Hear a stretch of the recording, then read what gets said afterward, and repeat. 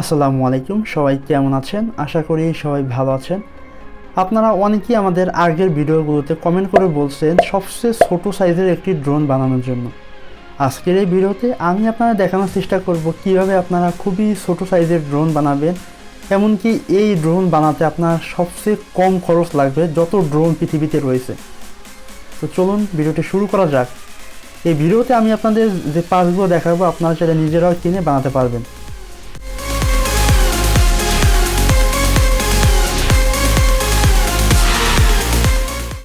ড্রোনটির body বানানোর জন্য আমি এখানে 3D প্রিন্টেড ফ্রেম ব্যবহার করছি। আপনারা চাইলে পপি স্টিক বা অন্য যে কোনো পিভিসি বোর্ড ব্যবহার করতে পারেন। আমি এখানে 4টা কোরলেস মোটর ব্যবহার করছি, যেগুলোকে আমাদের ড্রোনের ফ্রেমের সাথে লাগাতে হবে। তো আমি এখানে যে 3D প্রিন্টেড ফ্রেমটি বানিয়ে নিয়েছি সেটি মোটরের সাইজের মতো করে বানিয়ে নেওয়া। তো সেক্ষেত্রে আমার এটি লাগানোর জন্য খুব বেশি একটা সমস্যা হবে না। আপনারা এখানে হটগুলো বা জিপ টাই দিয়ে মোটরগুলোকে লাগাতে পারেন যদি আপনারা কেউ পপি স্টিক ব্যবহার করে থাকেন। আমাদের এখানে এর কন্ট্রোলার হিসেবে আমি এখানে এই ধরনের ফ্ল্যাট কন্ট্রোলার ব্যবহার করছি।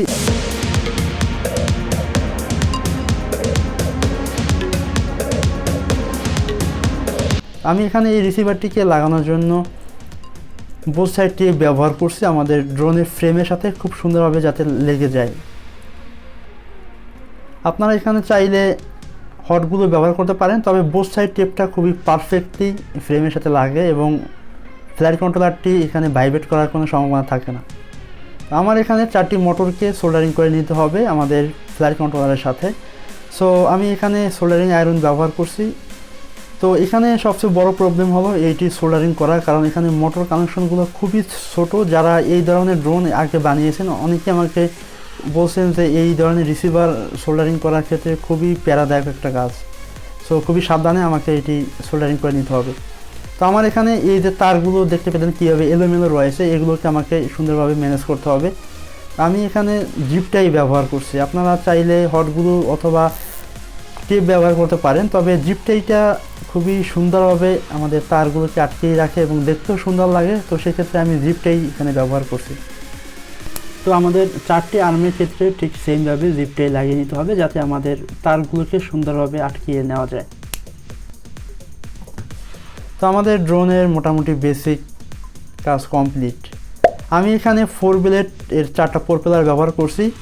তার মধ্যে 2টি রয়েছে ক্লকওয়াইজ এবং 2টি রয়েছে কাউন্টার ক্লকওয়াইজ। আমি এখন যে প্রপেলারটি লাগিয়েছি এই 2টি হলো আমাদের কাউন্টার ক্লকওয়াইজ। এখন আমি যে প্রপেলার লাগিয়ে নিচ্ছি এগুলো হলো ক্লকওয়াইজ। তো আমাদের ড্রোনটা মোটামুটি কমপ্লিট। আমি এখানে 150 মিলিঅ্যাম্পিয়ারের 3.7 ভোল্টের ব্যাটারি ব্যবহার করছি। আপনারা চাইলে এখানে 300 মিলিঅ্যাম্পিয়ারের ব্যাটারি ব্যবহার করতে পারেন, তবে 150 মিলিঅ্যাম্পিয়ার ব্যাটারি আমার কাছে পারফেক্ট মনে হয়েছে, কারণ এই ড্রোনটি খুব বেশি একটা লোড নিতে পারে না। তো সেক্ষেত্রে 150 মিলিঅ্যাম্পিয়ার ব্যাটারিটাই পারফেক্টলি এখানে খুব সুন্দরভাবে কাজ করে। তো আমাদের এখানে কানেকশন করা শেষ। দেখতে পেলেন এখানে 2টি এলইডি ব্লিঙ্ক করতেছে। আমি এখানে কন্ট্রোলার হিসেবে এই যে কন্ট্রোলারটি আছে এটিকে আমি ব্যবহার করছি।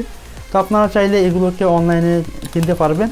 আমি ডেসক্রিপশন বক্সে এর কিছু ডিটেলস দিয়ে দেবো, আপনারা যেখান থেকে যোগাযোগ করে আপনারা এই ধরনের ট্রান্সমিটার রিসিভার এবং এই পার্টসগুলোকে কিনতে পারবেন। আমাদের এই ট্রান্সমিটারটিকে রান করানোর জন্য 3টা 1.5 ভোল্টের ব্যাটারিকে কানেক্ট করতে হবে হলো। তো আমি এখন আমাদের ড্রোনটিকে একটু টেস্ট করবো যে এটি আসলে কাজ করে কি না। তো আপনারা দেখতে পেলেন এটি মোটামুটি কাজ করে। তো আমার এটিকে একটু বাইরে নিয়ে টেস্ট করা দরকার। তো আমি যখন এই ড্রোনটিকে বাইরে ফ্লাই করার জন্য নিয়ে আসলাম, এটি মোটামুটি শুরুর দিকে একটু ফ্লাই করেছিলাম। যখন আমি এর থ্রোটল একটু বেশি বাড়িয়ে দিলাম, এটির স্পিড দেখে আমি পুরাই আশ্চর্য হলাম, কারণ এত হাই স্পিডে এই ড্রোনটি ফ্লাই করে। তো যাই হোক, আমি এটি হালকা থ্রোটল দেওয়ার পর এটি যখন 15 তলা বিল্ডিংয়ের উপর উঠে গেল তখন আমি খালি চোখে এই ড্রোনটি আসলে দেখতে পেলাম না। আপনারা হয়তো বা ভিডিওতে আমি অনেক জুম দিয়ে ভিডিও করার ট্রাই করছি, তো খালি চোখে এটি দেখতে আমাকে খুবই কষ্ট করতে হয়েছে। তো যাই হোক, এই ছিল আজকে ভিডিও। দেখা হবে পরবর্তী কোনো ভিডিওতে। আপনাদের ভিডিওটি কেমন লাগছে অবশ্যই জানাবেন।